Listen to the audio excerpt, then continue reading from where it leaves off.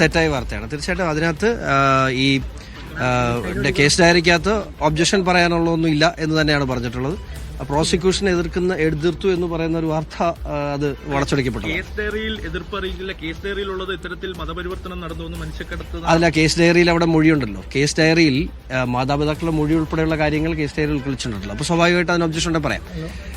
എനിക്ക് വളരെ ശുഭപ്രതീക്ഷയാണുള്ളത്. കാരണം ഒന്ന്, ഞാൻ മുമ്പേ പറഞ്ഞ പോലെ തന്നെ കോടതി അല്ല അത് കൂടുതൽ ഡീറ്റെയിൽസ് എനിക്ക് അവിടുന്ന് വളരെ പോസിറ്റീവായിട്ടുള്ള റെസ്പോൺസാണ് കിട്ടിയിട്ടുള്ളത്.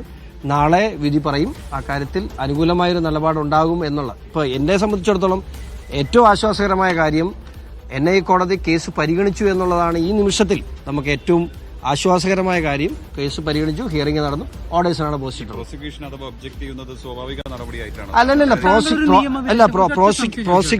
പ്രോസിക്യൂഷൻ ഒബ്ജക്ഷൻ നടത്തി എന്ന് പറയുന്നത് ഇപ്പൊ നിങ്ങൾ പറഞ്ഞുള്ള അറിവ് മാത്രമേ എനിക്കുള്ളൂ.